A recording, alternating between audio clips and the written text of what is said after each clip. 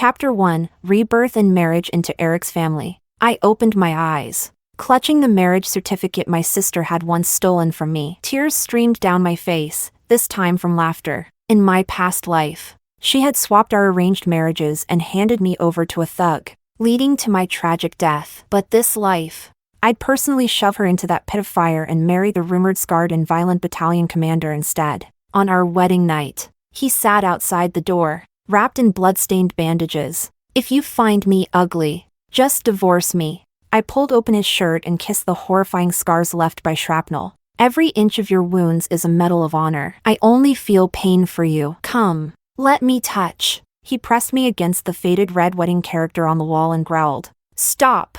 If you keep touching, someone's gonna die tonight." Later, with stars on his shoulders, he grinned like a fool. "For the rest of my life, I, Eric, will follow only my wife's orders." From a barefoot village doctor to the military's top surgeon, even the cold-faced devil learned to cook soup for me. This time, I bet everything and won both his life and heart.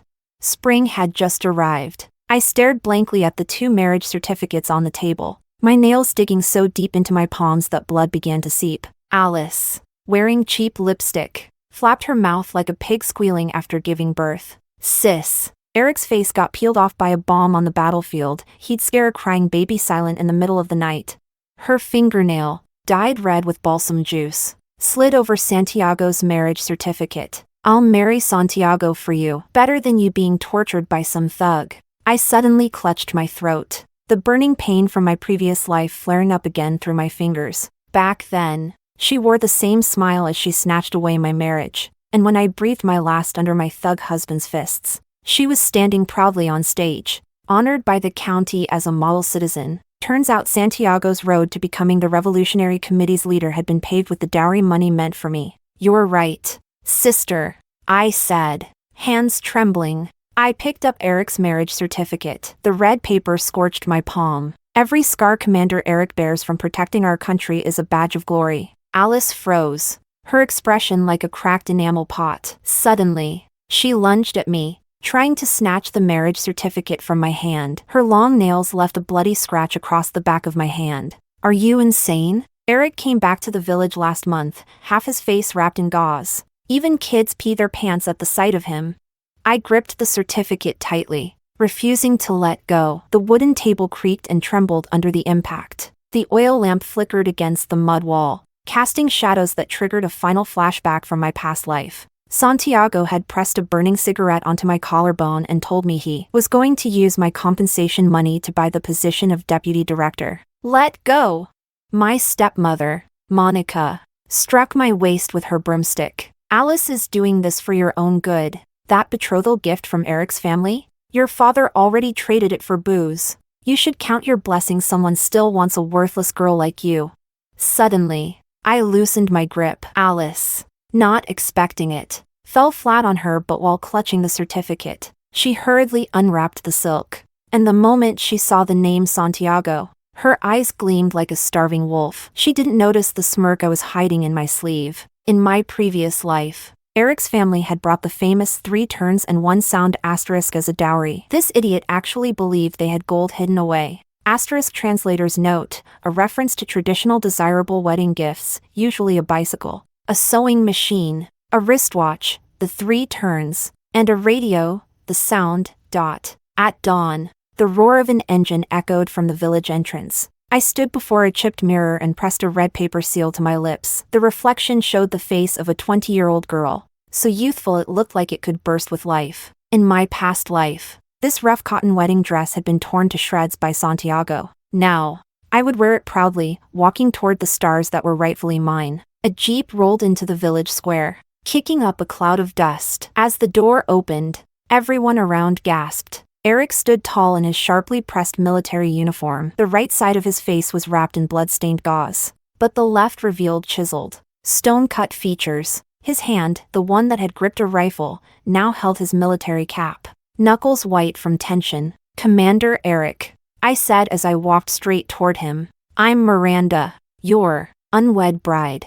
He interrupted, turning his back to me, voice hoarse. "There's still time to change your mind. I caught a glimpse of Alice snickering behind a haystack. Without warning, I rose on tiptoe and pulled open his collar. A gruesome bullet wound scar snaked from his collarbone up to his jawline, the newly grown skin still pink and raw. In my past life, when I was bruised and battered by Santiago, it was the man bearing the scar who climbed over the wall late at night to bring me medicine. So impressive. I gently traced the scar with the pad of my finger. His entire body tensed instantly. You're 100 times better than those lowlifes who only know how to beat their wives. Eric's Adam's apple bobbed hard. Suddenly, he took off his military belt and shoved it into my hands. If you're scared, use this to whip me. The metal buckle dug painfully into my palm. I swore in front of the flag I would never lay a finger on a woman in this life. From behind the haystack came a mocking snort. Alice slinked over with her snake-like waist, dabbing fake tears from her eyes. Sis, why be so stubborn? Brother Eric. My sister's terrified of ugly things, just last night. She woke up crying from a nightmare. I turned and slapped her across the face. The crisp crack startled the sparrows out of the old pagoda tree. In her stunned silence, I pulled my collar aside to reveal an old scar on my collarbone. It was from a cigarette burn in my past life. And now, somehow, it had returned with me in this one. Commander Eric, do you remember? I locked eyes with him, watching his pupils shrink sharply. Last year during the flood, the little girl you carried down from the beam. His military cap clattered to the ground. Eric grabbed my wrist with sudden force, and the gauze on his face seeped red. That year, I had replaced my stepsister at the dam, only to be buried under a collapsing mud house. It was this scarred hand that dug through the rubble to save me. Later, he'd left eggs on my windowsill in secret, but Alice had claimed them as hers. You were the one with the blue ribbon in your hair. His voice trembled. The tension split his wound, staining half his face crimson. I suddenly recalled the last time I saw him in my past life, lying in a field hospital, wrapped head to toe in bandages, still thinking about leaving me a packet of hawthorn cakes. Eric. It was the first time I called his name. Today, I marry you by my own will, not to repay a debt. I poked the violently rising and falling chest in front of me. Right here, I said. A man in uniform already lives here.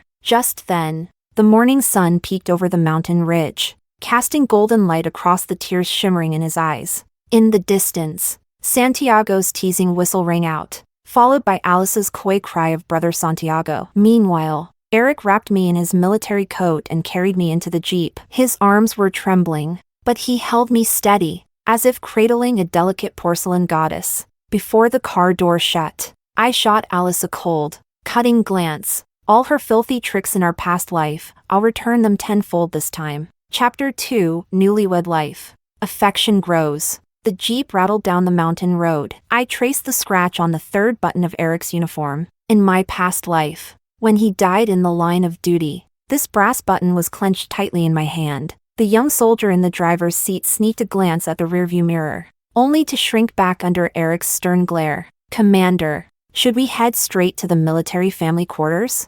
To the supply store. I cut in before Eric could answer. My fingertips brushed the frayed seam at his sleeve. I want to buy some cotton cloth to sew you a new pillowcase. Eric stiffened and shifted toward the door. No need. I sleep on a military cot. Seeing me fall silent, he added awkwardly.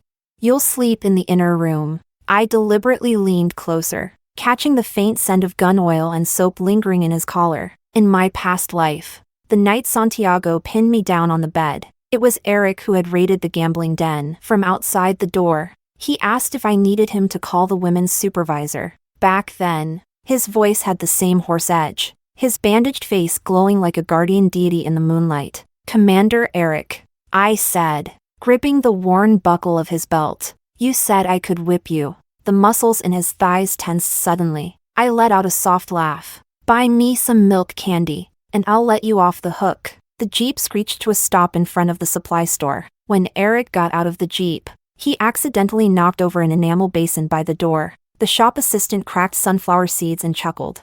Well, look at that, Commander Eric's got himself a bride. His face is redder than wedding silk. I stood on tiptoe and reached into the inner pocket of his uniform for ration coupons, letting my fingers deliberately brush past his burning earlobe. 1/2 pound of white rabbit candies, and 6 feet of navy blue cloth, and a pair of double happiness enamel basins. I added. Eric suddenly spoke up. Make them aluminum, won't break if dropped. He glanced at the bruises on my wrist, left by Monica, and slapped 2 industrial coupons on the counter. And add a peony print thermos. By the time we headed back, the Jeep was packed full. I hugged the thermos and hummed a folk tune from Yiming. Eric suddenly broke the silence. You don't have to butter me up. His hands gripped the steering wheel tightly, veins popping on the back of his hand. When I recover, I'll file for a divorce. Eric! I turned his face toward me by the chin. What do you think I'm after? They say you used to be the cold-faced king of hell on the battlefield, so why can't you even look your own wife in the eye? The Jeep abruptly veered onto a forest trail, startling a flock of mountain sparrows. A muscle at Eric's temple twitched. Suddenly, he ripped off the gauze. The twisted, raw scar stretched from his brow bone to the corner of his mouth, like a centipede crawling over his tan skin. I stared at the scar in a daze. You can still leave, he said. Stay with me and you'll have to dodge bullets, endure gossip, and even if you have kids, you'll all be living in military quarters. I cut off his words with a kiss. The taste of blood and medicine spread across our lips. He was so startled. He slammed into the car door with a loud thud. I licked the blood from my lips and smirked. Commander Eric, were you this much of a coward charging into battle too? By nightfall, we finally rolled into the military family compound. The vice commander's wife leaned against the fence, cracking seeds. Heard Commander Eric married a goddess? After getting out, I stuffed the white rabbit candies into her hand. Have some wedding sweets. Sis. Out of the corner of my eye, I saw Eric frozen in place, clutching 2 thermoses, his ears red enough to drip blood. The newlywed room was a clay-walled hut with old newspapers pasted over the windows. I turned around while feeling the earth-brick walls and bumped straight into his chest. Eric held up an enamel mug like he was surrendering. I'll sleep in the outer room. Try it and I'll tie you to the Kong bed. I unfolded the freshly bought cotton cloth. Come here, time to change your dressing. Under the kerosene lamp, his wound looked even worse than it had during the day, bloody and inflamed. I dipped gauze in grain alcohol and gently cleaned the pus and blood. If it hurts, I said. Bite down on this. I rolled up the military towel and handed it to Eric. He turned his head away. Are you trying to fool me like some green recruit? Before he could finish speaking, a stifled groan of pain escaped his lips. Sweat rolled down from his Adam's apple and disappeared beneath his collar. I leaned in and gently blew over his trembling lashes. You don't need to pretend to be strong in front of me. By the time I finished changing his bandages, it was already midnight. Eric curled up on the military cot, still fully dressed. I hugged the freshly sewn pillow and squeezed in beside him. He jolted up like he'd been electrocuted. Don't be ridiculous, Comrade Commander Eric. Are you still afraid I'll eat you alive? From afar, the bugle's lights out call echoed across the barracks. His chest vibrated like a battle drum. Chapter 3, Trouble on the Home Visit. Justice served. I counted his heartbeats, waiting for a response, but instead, he pulled the quilt over me like wrapping a dumpling. Go to sleep. Tomorrow, I'll teach you how to shoot. At the break of dawn, the corn porridge on the stove bubbled softly. I was squatting on the doorstep, sorting wild vegetables, when a military canteen was suddenly handed to me from behind. Eric's voice drifted down from above. We're heading to the clinic for your vaccine and stopping by your family's home. He paused, then added, Santiago's house is near the garrison. My hand trembled as I held the canteen. In my past life, when I returned home after marriage, Santiago kicked me into the pigsty, saying my family hadn't given him a proper dowry. But now, Eric was loading things onto the Jeep, 2 cans of malted milk, ribs wrapped in festive red paper, and fresh floral fabric from the co-op. That's really not necessary. I tugged on his sleeve. You're making it look like I stole gold bricks from my maiden home. Eric draped his military coat over my shoulders and buttoned it all the way up to my chin. No, you're worth it. Just as the Jeep turned into the village, piercing screams echoed like a pig being slaughtered. Outside Santiago's mud-walled house, a crowd of gossiping women had gathered. Alice, disheveled and filthy, was kneeling on a washboard. Her mother-in-law, Sandra, was poking her back with a firewood stick. Lazy girl, you didn't even fill the basket with pigweed. And you still want to eat white bread buns? Santiago! Alice suddenly threw herself at Santiago, bearing the bruises on her arm. Your mother's going to beat me to death. Santiago kicked her back into the mud and stubbed out his cigarette on her hand. Still crying? I haven't even found a way to recover the money I lost gambling yesterday. I clutched the Jeep's door handle, trembling. In my past life, these same hands had been burned by Santiago in boiling water. Eric suddenly covered my eyes with his hand. Don't look. I'll go find the production team leader. Not necessary. I bit open the button of his military coat and reached for the pen he always kept in his inner pocket. Let me borrow this for a second. By the time I squeezed through the crowd, Sandra was yanking Alice's hair and forcing her head toward a slop bucket. I stomped on her raised fire stick and pressed the steel pen tip to the soft flesh between her thumb and index finger. Article 32 of the new marriage law, abusing family members is punishable by up to 3 years in prison. Sandra's beady eyes widened in disbelief. You trying to scare me? Disciplining my daughter-in-law is my right. Really? I lifted Alice's collar, revealing whip marks soaked in blood. These injuries could get you 5 years. The pen glinted coldly in the sunlight. Just yesterday, the Revolutionary Committee was looking to make an example out of someone. You want to be first? The crowd scattered like birds startled from the trees. Eric walked in, dragging Santiago by the scruff of his neck. Santiago's knees were shaking. Eric stomped his boot down on the man's ankle. Abusing relatives of military personnel, aggravated offense. The red star on his shoulder epaulets caught the light and made Sandra squint. Alice suddenly latched onto my leg, crying pitifully. Sister, please, take me home. Her fingernails dug into my trousers, but her eyes were sneaking glances at Eric. In the past life, she'd begged me like this too, only to seduce Santiago the moment I let her in. Mother always said, a married daughter is like water splashed out. I yanked her hand off and pulled out the can of malted milk from the net bag. But then again, I gave the tin a shake on purpose. If you mix a bowl for your mother-in-law every day, maybe you'll earn a decent meal. Sandra's eyes were glued to the tin. In those days, malted milk was more precious than sesame oil. Last year, even the village chief's wife only got a spoonful during her postpartum month. I shoved the tin into Sandra's greasy apron. Dear mother-in-law, I'll leave my sister in your care. On the way back, Eric suddenly turned me by the shoulder. You knew Santiago's family would treat her like that, didn't you? His brow furrowed deeply. Last night, you were talking in your sleep. You called out Santiago's name 17 times. I nearly choked on my own spit. As the Jeep rolled over the gravel road, I fiddled with the brass buckle on his utility belt. Commander Eric, are you jealous? I leaned in close, so our noses almost touched. Damp from sweat. What I was saying was, may Santiago die a miserable death. Before we even reached home, we could already see Monica standing beneath the old locust tree at the village entrance. She craned her neck, staring at the back seat of the Jeep. When she saw only 2 packs of brown sugar, her face fell instantly. Ungrateful brat. Alice's chewing bark and swallowing gruel. And you're here strutting around in fancy clothes like some rich lady. Eric suddenly honked the horn, startling Monica so badly she fell flat on her butt. When Eric got out of the car, his military boots kicked up dust as he walked. He dropped the pork ribs and floral fabric heavily onto the stone mill. You received 200 yuan in bride price when your family married off your daughter. He pulled out an account book stamped with a red seal.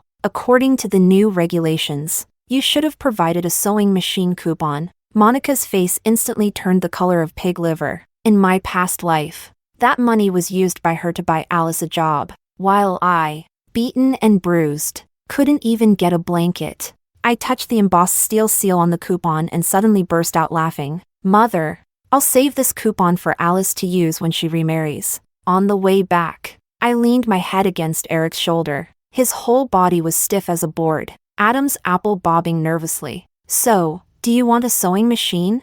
I want you. I snuggled into his arms. Hugging you is way warmer than sewing on a machine. The Jeep screeched to a halt on the narrow road into the compound, startling wild ducks in the reeds. Suddenly, Eric pulled out something wrapped in a handkerchief. Layer by layer, he unwrapped it until a silver bracelet was revealed. I found this on the battlefield, if you think it's unlucky. I slid it directly onto my wrist. The silver bangle, carved with double lotus flowers, jingled softly. I unfastened the collar clasp of his uniform and kissed his Adam's apple. Eric, next time you can gift me a bullet casing, as long as it's from you. I'll love it. Without warning, he swept me into his arms and strode toward the family quarters. The vice company commander's wife teased from behind.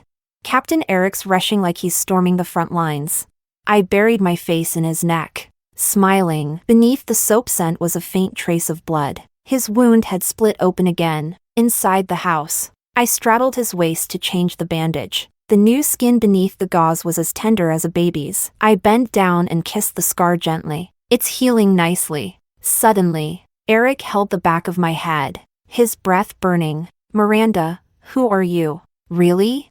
In the distance, a wolf-like howl of an engine echoed. Santiago's old tractor clattered to a stop outside the courtyard. Captain Eric, your wife's cheating on you. Chapter 4, Malicious Accusation. Clever retort. Santiago's hoarse, cracked voice shook the thin window paper. I nearly fell off Eric's waist as I straddled him. He wrapped his arms around my waist and sat up. My red hair ribbon still tangled in the creases of his military trousers. Captain Eric's got himself a green-hatted crown, Santiago shouted, waving a man's sweat-stained undershirt as he hopped around the courtyard. I saw that floozy sneaking off into the reeds with my own eyes. That shirt, mud still crusted around the hole in the armpit, was the one I mended for the kitchen squad 2 days ago. Eric's hand paused on his belt buckle. Then he suddenly stuffed me into the wardrobe. Don't come out. His eyes were tinged red as he grabbed his leather belt, like a wolf. Provoked. The door slammed open. Santiago's filthy hand was just about to grab the underwear I'd left out to dry when Eric kicked him flat onto the ground. His boot came down hard on Santiago's wrist. Eric slowly twisted his heel, grinding it into Santiago's hand, which I saw it. The left. My left eye. Santiago's eyes rolled from the pain. Yesterday, at the riverbank. Crack! The belt lashed across his cheekbone. Blood splattering onto the clothesline. The entire Revolutionary Committee was studying documents all afternoon yesterday. Where would a riverbank fit into that schedule? I peeked through the wardrobe door and giggled quietly. In my past life, this same thug had falsely accused me of having an affair with the militia captain. And just like now, Eric stood up for me. But that night, after smashing up Santiago's house, he trained alone at the shooting range until dawn. Here's the evidence. Alice burst in suddenly, flashing a crumpled letter of accusation. Someone saw Big Sis bringing food to the cow shed for that old riotous down there. But as she caught sight of Eric's darkened expression, her voice faltered. I shoved open the wardrobe. It was Huang Liansu. For dysentery. I pulled out my barefoot doctor's certificate and slapped it on the table. If we're talking prescriptions, little sister, how'd that batch of abortion pills I gave you taste? The courtyard erupted. Alice clutched her stomach and staggered back, only to be grabbed by Sandra, who yanked her hair and slapped her across the face. You jinx! Pregnant and you dare slander a soldier's wife? Santiago tried to slip away in the chaos. Eric caught him with his belt and tied him to the old well crank. Comrades, bear witness. We're holding a public denunciation today. As the militiamen dragged Santiago and his mother onto the stage, I was helping Eric re-bandage the cut on his arm. Santiago had slashed him with a sickle, trying to play the hero again. Huh? I dabbed his knuckles with Baijiu. You think you're made of iron? Suddenly, he grasped my hand in return. That guy in the bullpen, the one with glasses, who is he to you? The cotton ball dropped into the enamel basin, sending out ripples. In my past life, I had secretly delivered medicine to a re-educated professor, only to be reported by Santiago. I was then paraded through the streets with a sign branding me a whore. In the dead of winter, it was Eric who wrapped my frostbitten feet with his military coat. He taught me how to read. I snipped the gauze and deliberately tied a butterfly knot at his wound. You said that year you wanted to marry an educated woman, so I secretly learned 300 words. Before I could finish, he pulled me into his arms. His heartbeat pounded so fiercely it made my eardrums ache. Suddenly, a shrill voice came from below. Olivia, holding a lunchbox, squeezed in coquettishly. Brother Eric, I made you pig's feet soup. I lifted the aluminum lid. The rancid stench made me frown.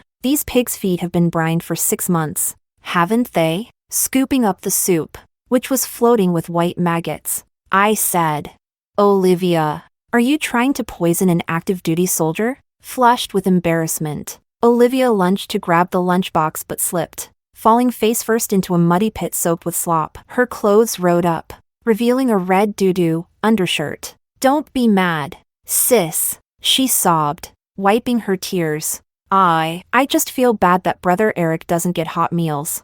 I opened Eric's own lunchbox and shoved a piece of rib into his mouth. "My Eric only likes the food I cook, right, honey?" Cheeks puffed full. Eric nodded hard. As laughter rippled through the crowd, I spotted Alice slipping a note into the militia captain's pocket. "In my past life." That note, luring me to the granary, became the damning proof of adultery. As the struggle session dispersed, Eric suddenly crouched down in front of me. "Get on." He carried me across the grain-drying yard. The stars flickered on his epaulets like fireflies. "That professor, if you want to save him, I'll help." I bit his earlobe and whispered, "Captain Eric, you trying to commit a mistake?" "Yeah, a mistake with you." His grip on the back of my knees tightened. "Tomorrow morning, I'm filing the marriage report." I chuckled. Just as I reached toward the bullpen, my hand was suddenly grabbed. Eric shoved a Swiss Army knife into my palm. "Keep this on you, for protection."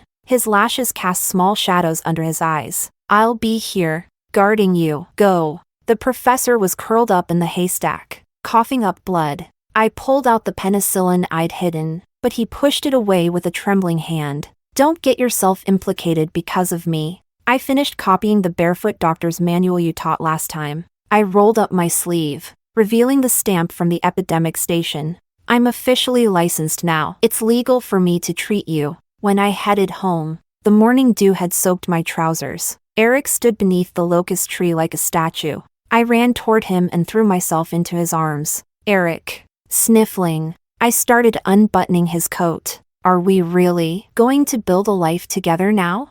He suddenly swept me up in his arms and carried me toward the family quarters. "The request's been approved." His Adam's apple brushed past my forehead. "You're not going anywhere now." At dawn, the smell from the stove woke me. Eric was stirring a pot of cornmeal porridge, while flatbread sizzled along the rim of the pot, releasing a rich, roasted aroma. I tiptoed closer and pinched his waist. Didn't know the big bad Captain Eric could cook like this?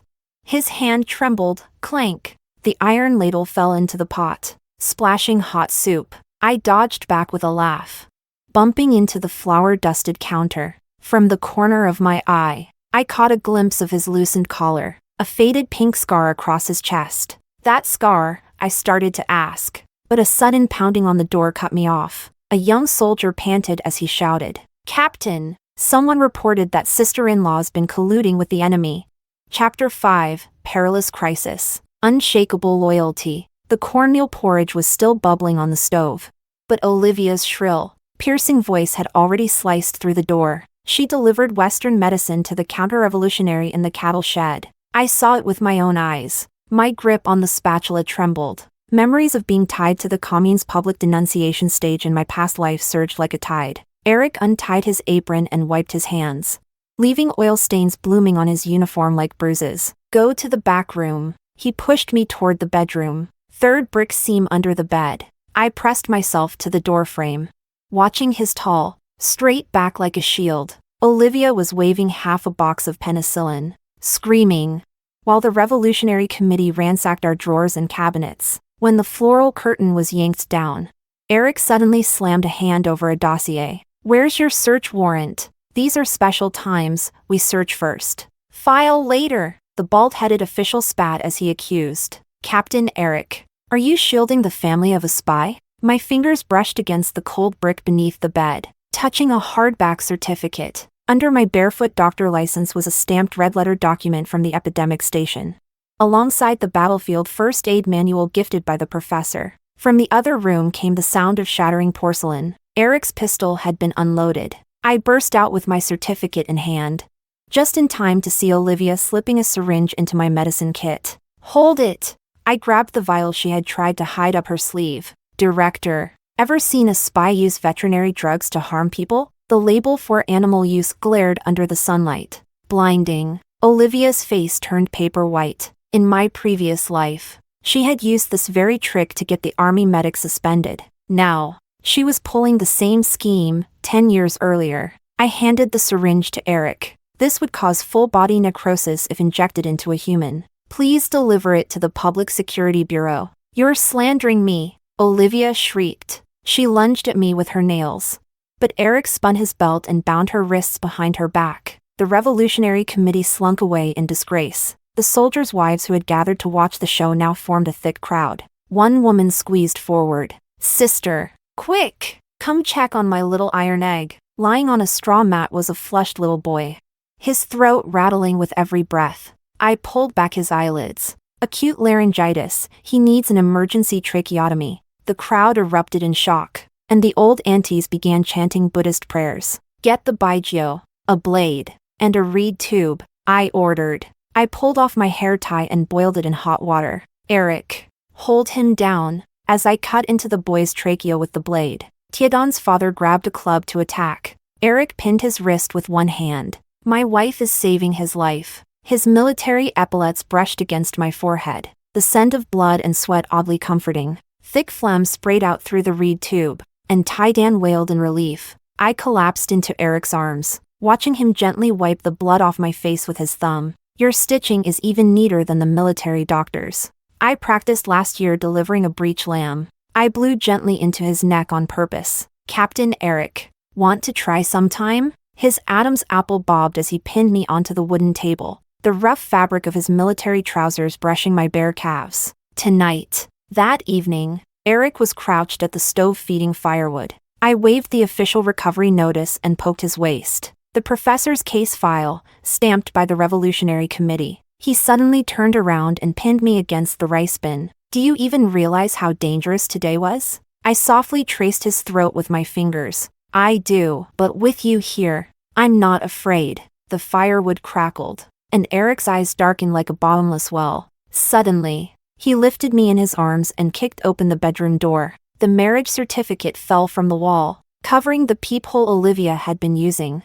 Eric! I clutched at his sweat-dampened vest. Outside, he reached back and bolted the door with a thud, biting open my buttons as he murmured, "Let her listen." Moonlight spilled over the faded red double happiness character on the wall. I bit down on his shoulder, drawing blood. Eric groaned and tightened his grip on my wrist, swallowing all my muffled whimpers. Suddenly, a blood-curdling wail came from the courtyard. Olivia was holding a piece of shattered porcelain, threatening to slit her throat. Are you done throwing your tantrum? Eric threw on his clothes, his scar shining coldly under the moonlight. The performance troupe leaves tomorrow. Want to end up in detention? The porcelain shard clattered to the ground, wrapped in Eric's military coat. I leaned against the door with a smirk. Sister, your drama is even more intense than taking Tiger Mountain by strategy. Then I held up the professor's medical file. But now that he's my legitimate patient, if you touch him again. As Olivia fled in panic,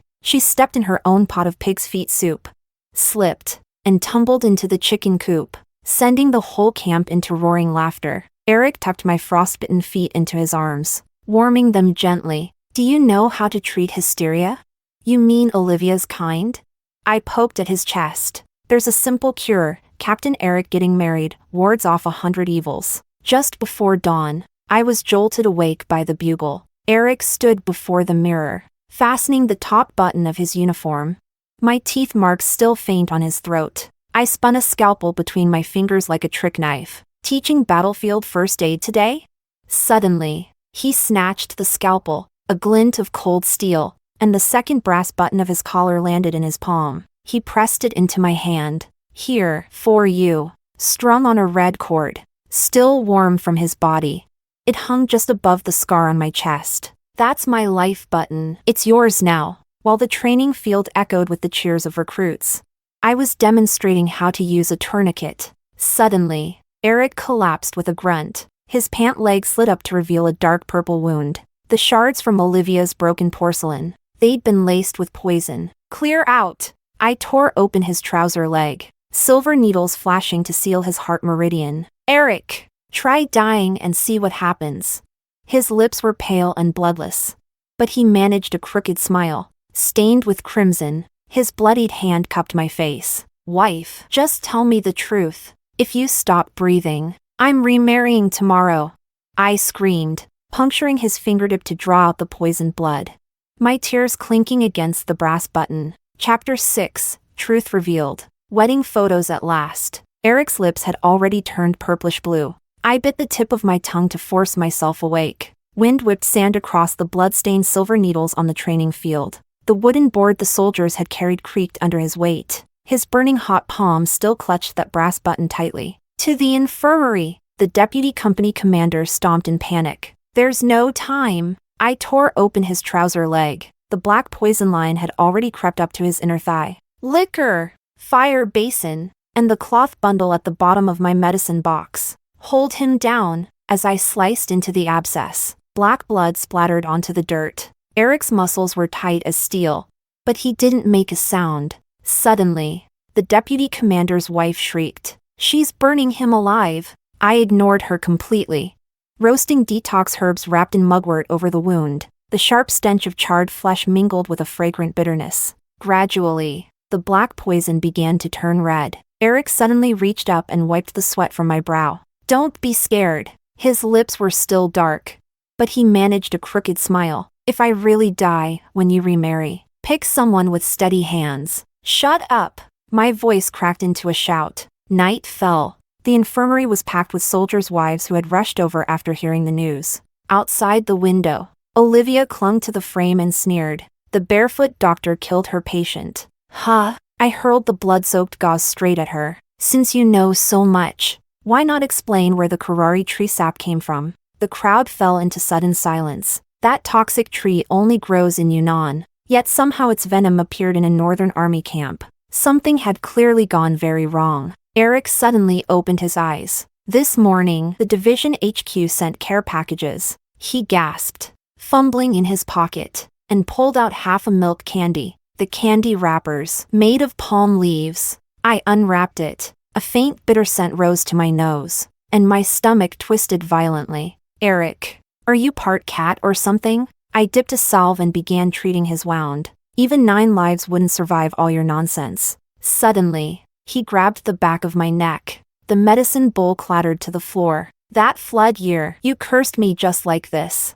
The memory burst back into my mind. That year, Eric had carried me through rubble in the rain. I bit his ear and cried, calling him a reckless idiot. So, he had been reborn too. That night he stared at me, not in suspicion, but in pain. You. My hand trembled as it touched the old scar over his heart. When did you come back? The night you kissed my throat. He chuckled lowly, blood flecking his lips. All the words I never dared say last life. I'll make up for them now. Just then, a screech of brakes pierced the air. Olivia burst through the door with public security. She's hoarding banned medicines. She kicked over my medicine basket. Dogwood spilled across the floor. She got these through black market profiteering. I held up my foraging license, stamped with 7 commune seals. Herbs collected during last year's malaria outbreak, picked by Comrade Olivia herself. Then I unfurled a wrinkled commendation letter. Shall I read aloud what you said about barefoot doctors being national heroes?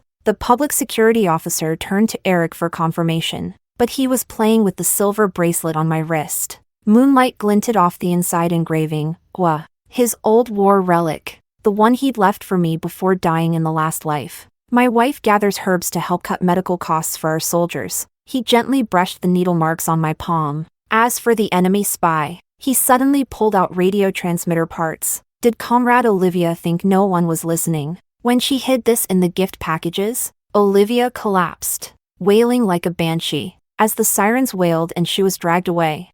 I tied a butterfly knot over Eric's wound. Captain Eric, you sure kept your secrets well. He ripped the gauze off in one move. You burn mugwort around me every night. Did you think I was made of wood? Back in the room, I was brewing his final dose of medicine, when Eric wrapped his arms around me from behind. His newly grown stubble tickled the curve of my neck. Wife, I want to talk about something. Forget it. You're not setting foot on the training field until you're fully healed. I meant the wedding photo. He pulled out a crumpled ration ticket for fabric. What I owed you in the last life, I'll repay it now. I stared at the fading scar beneath his collarbone, then shoved a spoonful of bitter coptis decoction into his mouth. Fine, we'll take it, but you have to smile. He choked, eyes watering, but still, he smiled. The moment the shutter clicked, The morning sun rose right into his dimples. It was the first and only time, across 2 lifetimes, that I ever saw Eric smile. Chapter 7, Schemes Return. Consequences Delivered. The developing fluid in the enamel basin rippled gently as I held the corner of the photo paper, watching Eric's smiling face slowly emerge from the solution. The curve of his lips looked like it had been measured with a ruler. So stiff, it tugged at the heart, harder than your award ceremony portraits. Huh? I poked the photo, right at his clenched jawline. Captain Eric, did you wear the same face when you took your oath under the military flag? Eric was slipping a protection charm behind the photo frame when he suddenly scooped me onto the sewing machine table. Facing you is scarier than facing a gun barrel. I laughed so hard I nearly tumbled into his arms when a wailing cry shattered the peace outside the yard. Alice, visibly pregnant, barged through the bamboo fence, her clothes smeared with suspicious bloodstains. Sister, Santiago's going to kill me. She threw herself to her knees, deliberately pulling her collar open to reveal bruises around her neck.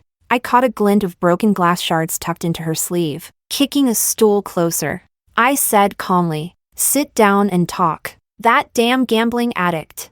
Alice slapped her thighs in dramatic sobs. He even gambled away my wedding silver bangles. Suddenly she grabbed my wrist. Sister, you're an officer's wife now. Lend me 200 yuan, just to get through this. Eric's enamel mug slammed against the table. Even our wedding photo in the frame rattled from the impact. I twirled a dried stalk of mugwort, smirking. Back then, your mother used my dowry to deck you out for marriage, and now you want to borrow money from me? That wasn't. Alice's eyes darted nervously. Santiago said it was strange how fast your brother-in-law recovered. Then she lowered her voice. Someone reported that Captain Eric faked his injury to avoid military drills. If that gets confirmed, the mugwort in my palm crumbled into dust. In my last life, that very rumor got Eric suspended. He had to kneel in the snow outside headquarters just to prove he was innocent. I stared into Alice's shifty eyes and suddenly laughed. Did Santiago really say that? Or was it scripted by the committee director? She sprang up like a cornered cat, knocking over the sewing basket. You were ruthless first. Don't blame me for hitting back. A shard of glass slashed her arm, and blood soaked her sleeve in seconds. Captain Eric assaulted me. His wife's trying to kill me. The committee showed up faster than expected. The director's polished shoes crushed the dried herbs on the ground as he sneered. We'll have to assess how serious Comrade Alice's injury is. Oh, we should definitely do that. I grabbed Alice's arm and jabbed a silver needle into the pressure point without hesitation. The wound is 0.3 centimeters deep. Glass shard entered at a 45-degree angle, textbook case of self-harm. Then I lifted her shirt, right in front of everyone. Barely 3 months pregnant and already showing? What is she carrying, a mutant? Alice lunged at me like a madwoman, clawing. You barren witch. I dodged and watched her tumble straight into a pile of drying chili peppers. Eric suddenly spoke. Director, what's the sentence for blackmailing a soldier's wife? Cold sweat dripped from Director's red armband. Misunderstanding. It's all just a misunderstanding. It's not. I pulled out the medical record. Comrade Alice isn't pregnant at all. I picked up the medicine bottle she dropped. Long-term use of birth control pills caused her irregular periods. This prescription looks like it came from the director's drawer. The crowd exploded as Eric tied up the director with his duty belt like a dumpling. I leaned into Alice's ear and whispered, "Being reborn doesn't mean you get to grow a darker heart." Her pupils shrank, her fingernails, stained with balsam flower dye, dug into my wrist. You knew all along that you'd poison the well water? I shook the antidote pill in my hand. Or that you'd try to seduce Eric? Alice screamed. It was you. You set me up. That ointment you gave me was poisoned. I couldn't help it. A laugh slipped out. That was cinnabar paste for hysteria. I waved the prescription stub in my hand. Didn't you say you were pregnant with Neza? A divine fetus shouldn't need mortal medicine. As the director was hauled onto the jeep, Alice finally collapsed onto the ground. I crouched beside her, holding out a spoonful of bitter coptis decoction. You know why I kept you alive till now? To torture me, she whimpered, so you could see it with your own eyes. I pointed toward Eric. now demonstrating close combat moves on the field, drawing cheers from the whole camp. This lifetime, now you know, who truly deserves to be cherished. As the soldiers clapped, Eric walked over, reporting, "Madam, 1st Battalion fully assembled, awaiting instructions." The squad roared with laughter. I grabbed him by the collar and wiped the sweat off his face. "Captain Eric, push-up drills tonight?" His eyes darkened instantly. The bite mark on his Adam's apple flushed red. "Yes, ma'am." Chapter 8, Life and Death Crisis, Bound by Blood and Vows. Before dawn, Eric was called out for a mission, but as night fell, he still hadn't returned. Just as I was about to go search for him, soldiers from the 1st Battalion came knocking. They told me Eric had been gravely wounded during the operation. When I saw him, he was lying in a pool of blood. I rushed over, tearing open his shirt, performing CPR with trembling hands. His ice-cold hand suddenly pressed against my lower abdomen. "If there's a baby, name her Jessica, so she'll always be safe." "You dare!" I screamed, stabbing adrenaline straight into his heart. "Eric, if you die, I swear I'll dig you out of your grave myself." His lashes fluttered weakly, and he left a bloody kiss at the corner of my mouth. "Wife, so fierce." The soldiers rushed Eric to the hospital, but no one dared operate on him. I picked up the scalpel without hesitation and sliced open his chest myself. "Heartbeat is back."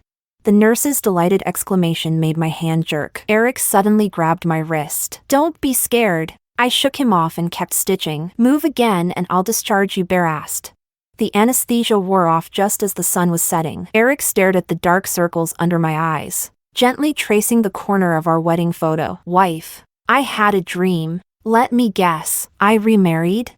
I scooped some millet porridge and blew on it. "Relax, no one wants a guy with a scar on his butt." Without warning, he yanked open his hospital gown, revealing a pale pink healing scar. "Can you look at it now?"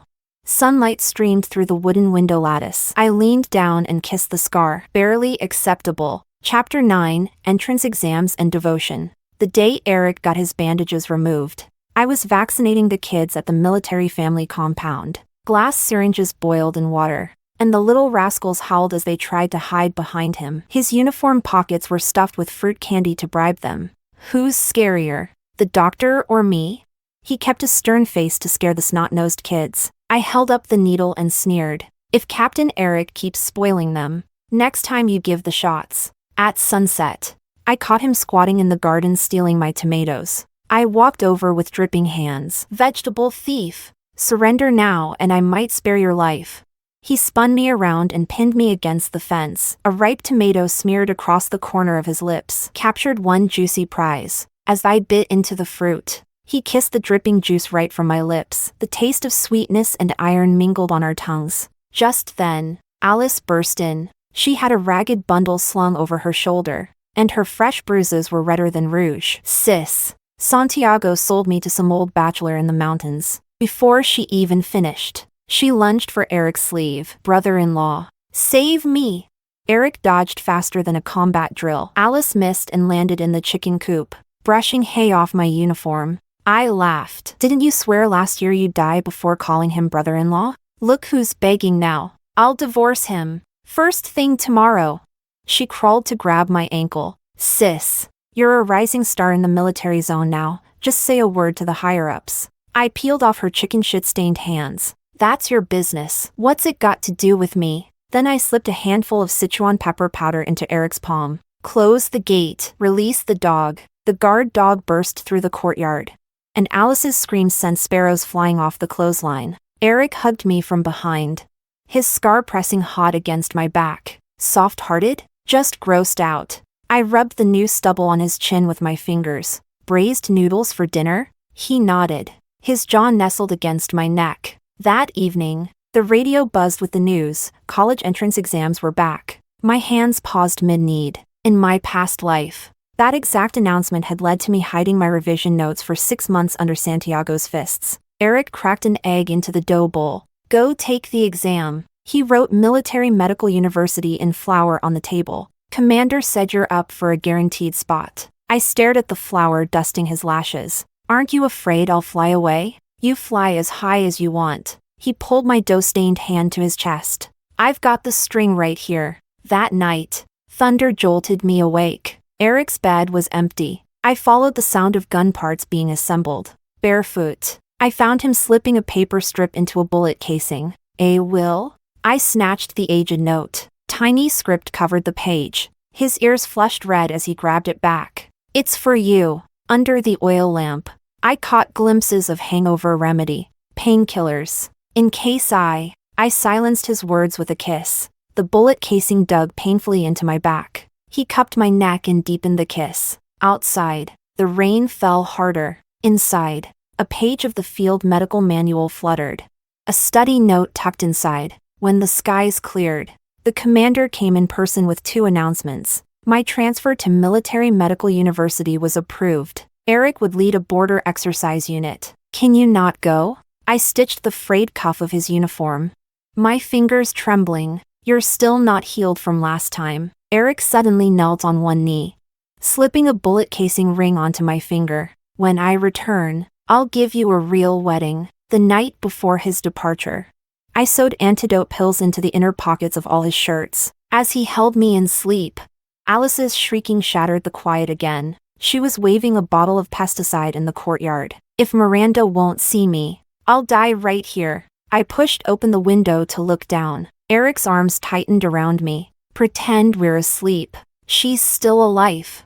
I bit into his Adam's apple hard enough to leave teeth marks. You go deal with them. He cursed in dialect while yanking on his uniform pants, and I laughed so hard I nearly fell off the bed. On the day he departed, I stuffed his rucksack full of homemade chili paste. In front of the whole company, Eric fastened a bullet shell necklace around my neck. When life gets tough, yell at this thing like you're yelling at me, as if yelling at you helps. I jabbed a finger at his name tag. Just come back in one piece so I can yell at you in person. 3 months later, a university acceptance letter and a casualty list arrived on the same day. The moment I tore open the envelope, every ounce of color drained from my fingers. Eric's name was there, in bold. The sound of my tea mug shattering on the floor startled the dog. Clutching the letter, I ran headlong into the storm, outside the Military Medical University office. My hands trembling, I signed the waiver form. I'm going to the border. As the Green Army train rattled toward the minefields, I pulled out the bullet shell I always kept on me. The metal had warmed against my skin. I twisted open the base. Out fell a tightly rolled marriage request. Comrade Miranda, will you take in this defective version of Eric? Chapter 10, Reunion at the Border. A happy ending. The snow at the border post reached my knees when I saw Eric, alive. He stood leaning on a crutch beside the boundary marker, his military coat flapping in the wind. The casualty list was fake. The commander mumbled, rubbing his hands awkwardly. It was a ploy to catch the last infiltrator. I hurled the crumpled letter at him. The paper rolled 3 times across the snow. Eric's crutch suddenly slipped, and he toppled face first into the snow. The ice shards sprayed right into the commander's face. Keep pretending. Go on. I kicked away Eric's outstretched hand. So what if you lost a leg? You want applause?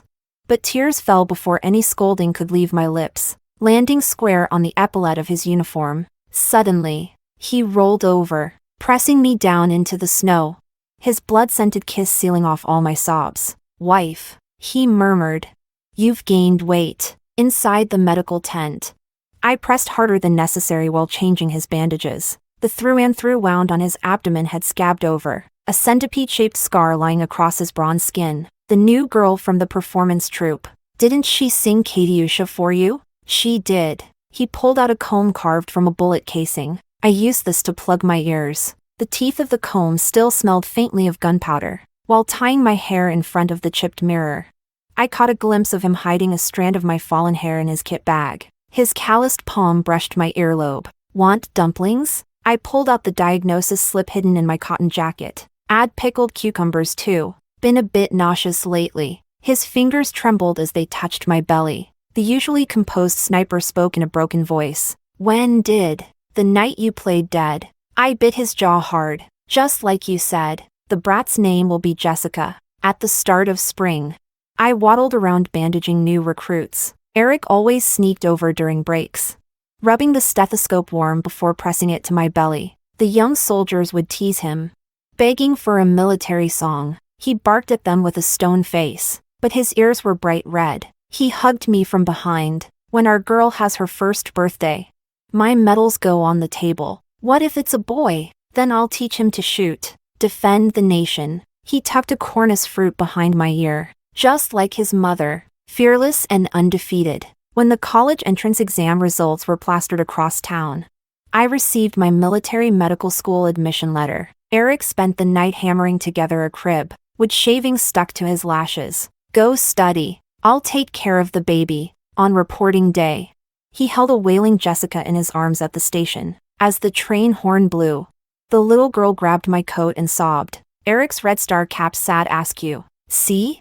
Our daughter's on my side. The green train slid past a grove of white birch. I opened the army bag he'd secretly packed. At the very bottom lay our bloodstained marriage request form, with a new line scribbled in bold. Resolute brushstrokes. Eric's life belongs only to his wife's orders. 7 years later, after school, Jessica came running into the yard waving a paper airplane, just in time to catch Eric showing new recruits how to shoot. She mimicked his stance with a proud little voice. Dad, I want to be a soldier too.